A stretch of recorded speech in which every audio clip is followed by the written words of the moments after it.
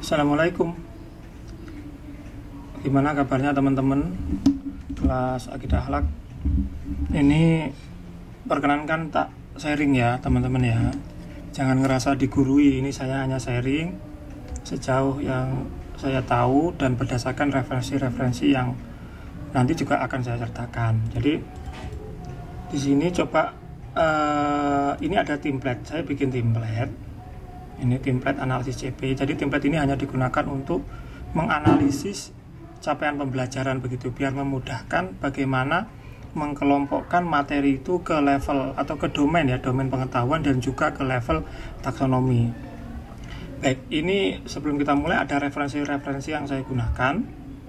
Ini ada di buku dan di dokumen. Dan kalau buku ini seperti ini ya.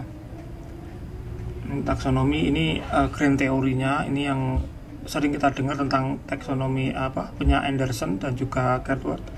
Ini bukunya. Jangan silakan nanti baca sendiri. Atau juga referensi yang itu yang disertakan yang disarankan oleh Pak dosen punya Reglet ya, Instructional Design. Ini juga sudah saya sertakan. Dan yang lain-lain ini tambahan ya. Untuk yang lainnya ini seperti keputusan Dirjen Pendis ini kan juga jenengan sudah punya juga ya. Kemudian ada Akidah Akhlak, ini bukunya, buku untuk kelas 1 MI dan lain sebagainya. Itu ya. Insya Allah nanti saya upload. Ini saya buka dulu template-nya. Nah, seperti ini ya template-nya kurang lebih. Dan langsung kita ke pembahasan aja. Jadi untuk tabel yang atas ini seperti identitasnya begitu. Misalnya penyusun analisis siapa, misalnya siapa ya, misalnya Mas Muklis gitu, atau siapalah nanti. Terus kemudian ini mata pelajaran, elemennya, jadi elemennya elemen apa begitu. Kita buka dulu sebentar. Ini sembari saya buka yang itu Dirjen Pendis, keputusan Dirjen Pendis. Nah ini elemennya akidah, elemen akidah ini. Terus fasenya A, kelas 1 dan 2 MI begitu. Ini referensinya. Ini ada halamannya. Oke, langsung. Nah, ini adalah tabel analisis yang coba saya bikin ya sebisanya ya, karena ini bisa jadi nanti berbeda dengan punya yang kemarin punya Mas Zamzam itu. Sedikit ya, sedikit berbeda aja kok. Oke, ini ada materi dan sub capaian pembelajaran. Nah, kolom ini ya, pada kolom ini diambil dari capaian pembelajaran yang tadi kita buka tadi tuh. Nah, ini mana tadi ya? Nah, sebentar halaman 43 ini. Nah, peserta didik ini mampu mengenal dan mengimani Allah Subhanahu wa taala melalui 2 kalimat syahadat. Ini satu materi. Satu materi itu bisa jadi satu bab, bisa jadi subbab gitu ya, nanti tergantung penyusunan pada modul ajarnya, modul materinya atau modul pelajarannya begitu. Jadi kita copy saja, kita klik kanan, kita salin, terus kita masuk ke ini ya, tinggal kita paste aja di sini. Nah, nanti tinggal dimasukkan di dimensi pengetahuannya begitu. Misalnya untuk pada materi ini, karena ini masih awal gitu ya, mungkin dia ada di faktual, yaitu berupa lafadznya itu sendiri gitu ya, masih belum membahas konsep. Kalau mau dibuat konsep ya boleh lah, jangan masukkan misalnya di sini jadikan jadi menyangkut dimensi pengetahuan konsep. Tapi kalau untuk anak SD masa sudah masuk ke konsep ya, atau anak MI kelas 1 lagi, kayaknya belum, kayaknya silakan lanjut dengan sesuaikan. Kemudian level taksonominya ya, ini yang kalau C itu berarti kognitif atau pengetahuan, jadi C1. Nah, nanti kata kerja operasionalnya adalah mengingat. Oke, sampai 2 kolom ini dulu, dimensi pengetahuan dan taksonomi. Saya akan perlihatkan referensinya sebentar.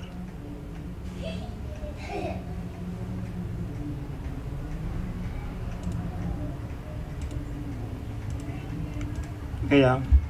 Nah, ini referensinya ya, sebentar. Pakai ini aja yang mudah.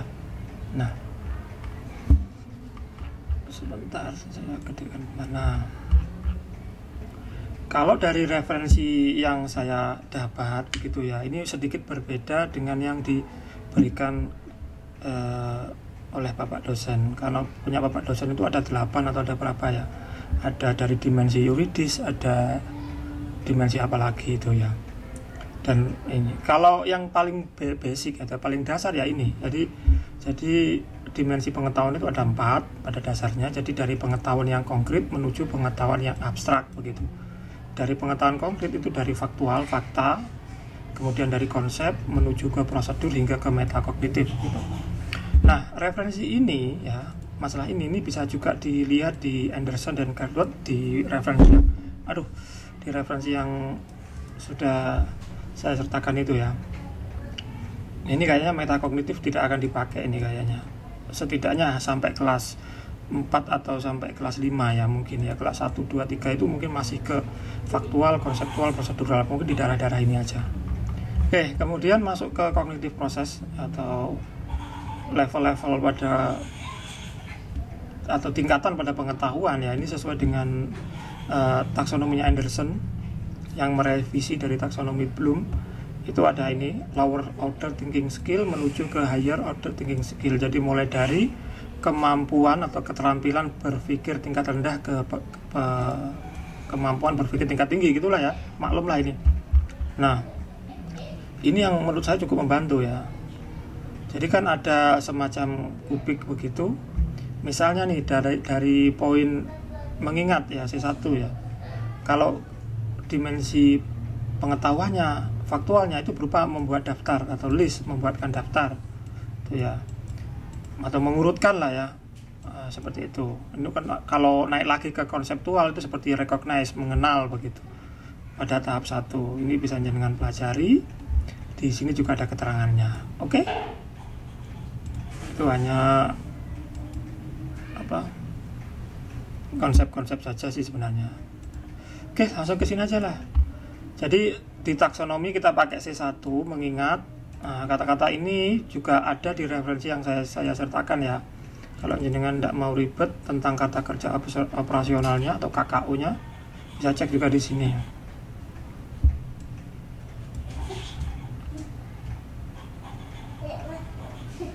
Mengingat, mengenali, mengingat kembali, membaca dan seterusnya itu ada di sini. Ya, kita lanjut. Nah, mana tadi? Nah, seperti itu ya. Oke, kemudian tujuan pembelajaran. Sebenarnya ini tidak ada dari template yang diberikan itu, tapi ini digunakan selain untuk memudahkan nanti, menurut saya ya, pribadi ini cukup subjektif sebenarnya. Ini membantu nanti ketika menyusun. Jadi materi itu akan seperti apa gitu, dan apa tujuan materi itu, gitulah ya gampangnya. Ini tujuan pembelajaran. Jadi biar mudah, sekali lagi biar mudah, ini menggunakan ABCD ya. Ini tidak harus seperti ini. Ini referensinya juga sudah ada ya. Nah, ini referensinya. Bagaimana menulis tujuan pembelajaran menggunakan ABCD. A itu audien, B itu behavior, C itu condition, D itu degree ya. Jadi contohnya. Misalnya peserta didik mampu menulis ulang kalimat dalam future tense gitu ya, bentuk masa depan apalah gitu. Nah, ini adalah sebenarnya ini kondisinya ya. Inilah future tense, sentence in future tense itu kondisinya. Ini past future tense condition. Nah, degree-nya, derajatnya adalah dengan tanpa kesalahan gitu ya. Nah, pada contoh template yang saya sertakan itu seperti ini. Peserta didik mampu melafalkan, karena melafalkan berhubungan dengan mengingat ya. Peserta didik, audien, mampu melafalkan adalah behavior. Kondisinya adalah kalimat syahadatain atau mengingat kalimat syahadatain. Degree-nya adalah dengan benar. Jadi peserta didik mampu melafalkan kalimat syahadatain dengan benar. Seperti itu. Pada sub capaian pembelajaran 2 kalimat syahadat. Ini masih fakta saja, masih faktual saja. Jadi tidak membahas konsep, hanya masih faktual, ya teksnya itu yang dihafalkan, teksnya itu yang dilafalkan, begitulah kurang lebih. Kemudian misalnya kita lanjut satu lagi ya, satu lagi sebentar. Nah di sini itu 6 rukun iman, jadi masuk ke rukun iman C. Ini kita copy dulu ya, dan masuk. Kita lanjutkan. Nah seperti ini. Jadi sama, tinggal kita copy paste saja lah kurang lebih seperti ini. Mengenal dan mengimani Allah Subhanahu wa ta'ala melalui itu ya 6 rukun iman, atau nggak usah begitu juga nggak apa-apa ya. Misalnya mengetahui itu ya, mengetahui 6 rukun iman itu boleh. Kemudian kita tinggal copy aja. Ini termasuk faktual, John juga konseptual gitu. Nah misalnya seperti ini, sama levelnya ini masih C1 menurut saya, karena masih mengingat. Nah untuk tujuan pembelajarannya sekali lagi ini tidak harus ya, tapi lebih nantinya untuk menyusun materi ini insya Allah akan lebih membantu begitu, biar tidak kemana-mana. Contoh, peserta didik mampu menyebutkan gitu ya, taruhlah ya, menyebutkan masing-masing rukun iman, degree-nya dengan benar, seperti itu. Oke, dan seterusnya itu ya. Nanti kalau misalnya ganti elemen ya tinggal ini tabelnya di copy lagi aja, Ctrl C gitu, Ctrl V gitu. Oops, sorry. Kita ganti misalnya elemen akhlak misalnya, seperti itu ya. Kalau menurut saya ya, sekali lagi ini hanya wacana saja.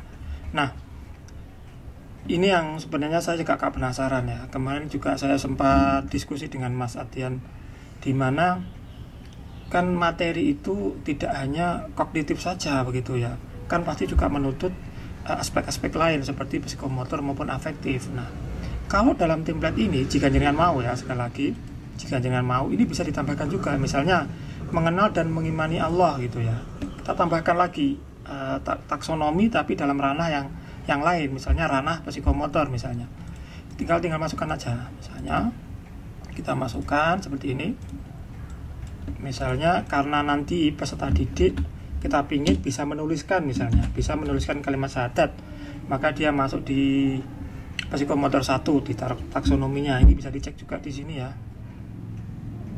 Apa terlalu cepat saya? Enggak lah ya. Nah ini ranah psikomotor. Nah ini menyalin misalnya, mengikuti seperti itu. Menyalin ya, menyalin aja deh. Menyalin. Nanti saya akan lihatkan di buku ajarnya. Peserta didik mampu menyalin teks gitu ya,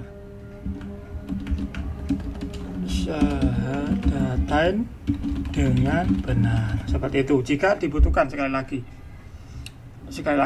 jika jenengan rasa memang materi ini butuh aspek lain selain kognitif, kalau saya ya, ini memang seharusnya ya tetap dikasih gitu, tetap dikasih. Nah dari mana ini muncul, ini saya akan kasih lihat dengan panjenengan bukunya ya. Bentar. Nah tadi bukunya ya. Atau bisa cari di sini ya. Sebentar.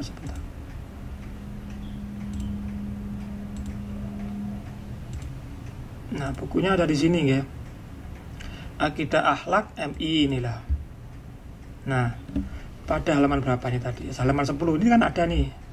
Nah, ayo tebalkan tulisan kalimat syahadat. Nah coba seperti ini kan juga salah satu aspek. Nah, ini bukan kognitif, ini masuknya ke psikomotor sebenarnya ya. Jadi kalau jenengan mau, ini juga bisa ditambahkan di analisis materinya. Nah, di tabel analisis ini jangan tambahkan, misalnya P1 menyalin, peserta didik mampu menyalin teks syahadatnya dengan benar, seperti itu, atau meniru ya, meniru teks seperti itulah. Nah, jadi seperti ini ya teman-teman. nanti tinggal dilanjutkan aja ke bawah seterusnya. Lah adapun kayak C1, C2, C3, sekali lagi ini terserah panjenengan. Menurut jenengan materi ini lebih cocok ya, lebih cocok di mana gitu, di level taksonominya gitu. Kalau jenengan bingung misalnya C2, C3 itu apa kata kerja operasionalnya, jenengan bisa cek di sini ya. Nah, sini mengingat kembali, menyebutkan, melafalkan, menuliskan, menghafal, apalah itu yang jangan baca sendiri lah ya. Kalau ini nggak mantep misalnya, misalnya nggak mantep, ada juga sudah saya sertakan juga. Ya, silakan jangan buka di grand teorinya ya, di taksonominya. No, itu ada di situ tuh. Jangan cari sendiri nih. Ya.